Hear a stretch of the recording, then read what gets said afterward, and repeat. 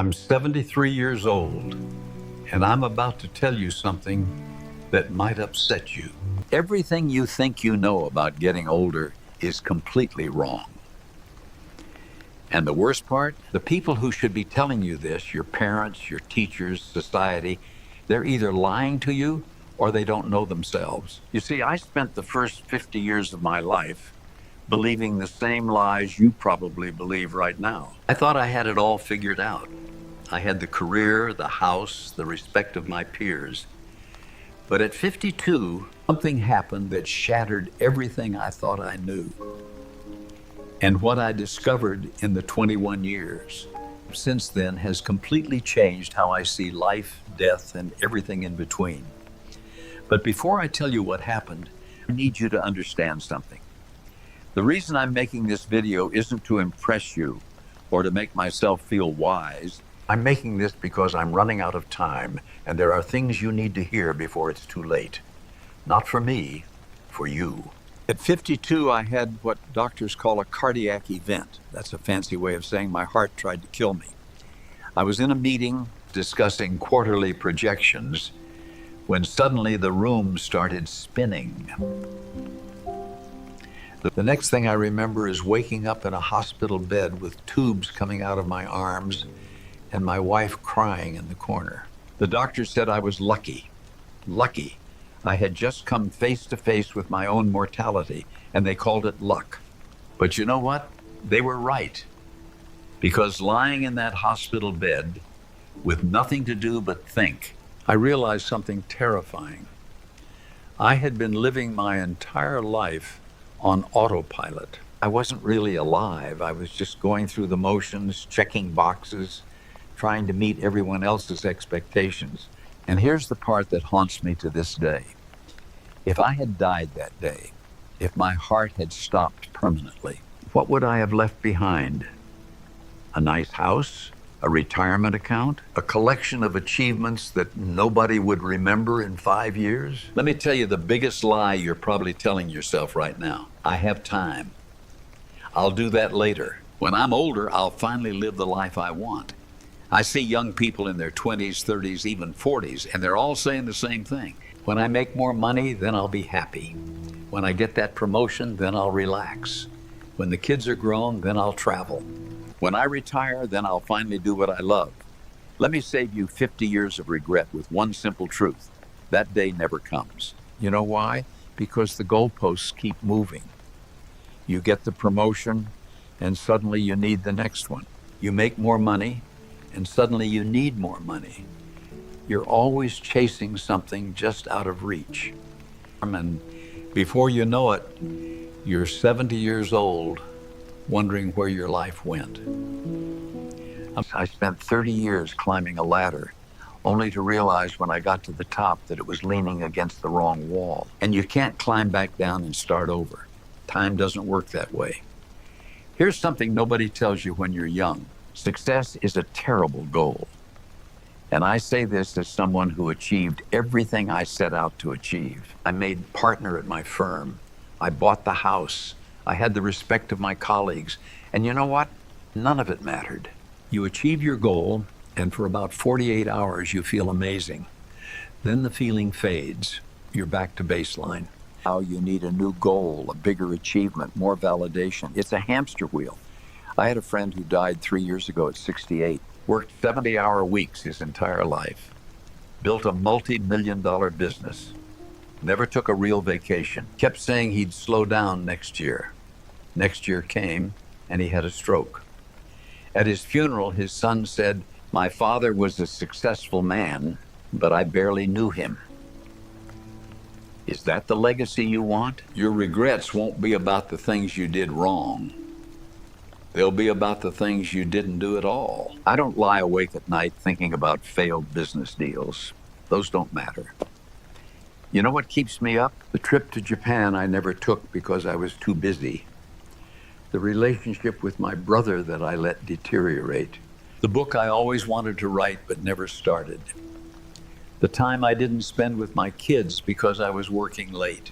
These things eat at you. The missed opportunities. The roads not taken. the love you didn't express, the risks you didn't take because you were afraid. The people you love, your parents, your siblings, your close friends, you think you have unlimited time with them. You don't. And one day, that time will run out. My father died when I was 45. We had a complicated relationship, and I was always too busy to really work on it. I kept thinking we'd have time to talk when I was less busy. We never got that chance. Heart attack. Gone within hours. And you know my biggest regret? All the Sundays I didn't call him. All the times I was too tired to drive over for dinner. All the little moments I let slip away. There won't always be more. After my heart attack, I made big changes. Stepped back from work, started saying no to things that didn't matter. Started saying yes to things I had put off for decades. In these last 21 years, I've learned more about life than I did in the previous 52. What matters is embarrassingly simple. Time with people you love. Work that feels meaningful to YOU. Experiencing things, not owning things. Creating memories. Being present. I know it sounds simple. When I was your age, I would have rolled my eyes. Sure, but I have bills to pay. And yes, you do. I'm not saying quit your job. I'm saying don't sacrifice what matters for what doesn't. Here's a question I want you to ask yourself, and I want you to answer it honestly. If you died tomorrow, would you be satisfied with the life you've lived so far? Not would people be impressed by your eulogy? Not did you achieve enough? Just would YOU be satisfied? If the answer is no, then what are you waiting for? What are you doing with your time that's so important that you're willing to gamble your one precious life on it? I'm 73 years old. I've been lucky enough to have good health since that heart attack. But every morning when I wake up, I'm aware that I'm on borrowed time. We all are, really. But most young people don't realize this. They think they're invincible. They think they have forever. You don't. I have grandchildren, 3 of them. And when I look at them, I see the same patterns I see in most young people today.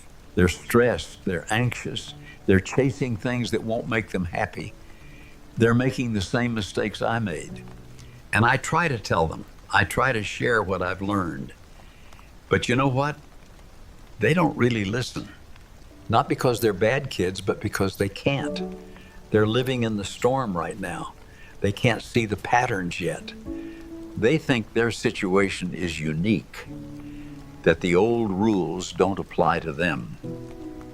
That's why I'm making this video.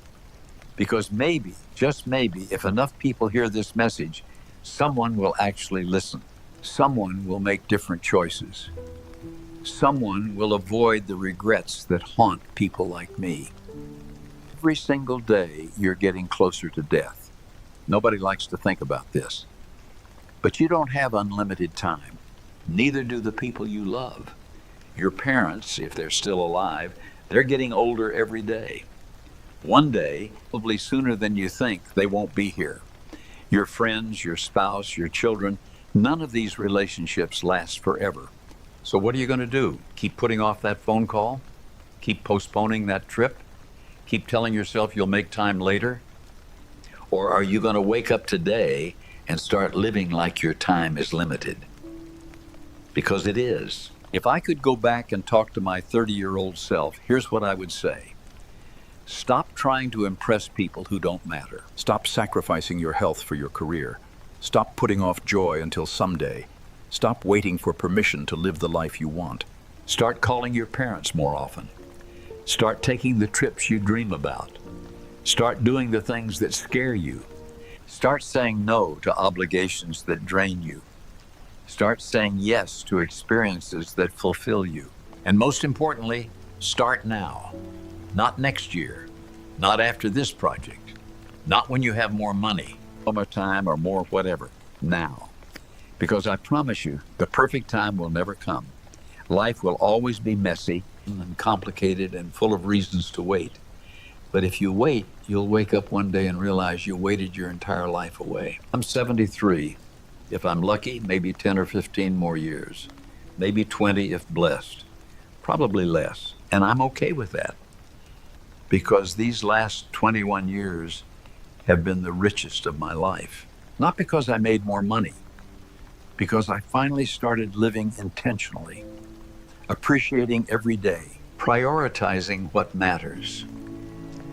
I've traveled to places I always wanted to see, deepened relationships with my children and grandchildren, pursued hobbies I put off, forgiven people I held grudges against, said I love you countless times. I'm happier now at 73 with less time ahead than I was at 30 when I thought I had all the time in the world. That's the irony. When you understand time is limited, you start to actually live. You stop wasting it. You stop postponing joy. You start creating the right time. You have a choice right now, today. Keep living the way you're living, chasing success, putting off happiness, telling yourself you'll make time later. Or wake up. Realize time is running out faster than you think. And the life you're waiting to live needs to start now. I can't make this choice for you. But I can tell you, you don't want to be 73, looking back, wishing you made different choices. Don't waste 52 years figuring this out. Learn from my mistakes. Live intentionally. Prioritize what matters. Stop waiting for someday. Someday is today. It always has been. Prioritize what matters. Stop waiting for someday. Someday is today. It always has been. Someday is today. It always has been. Subscribe, because I have more truth to share and not much time left. The clock is ticking. What are you going to do with your time?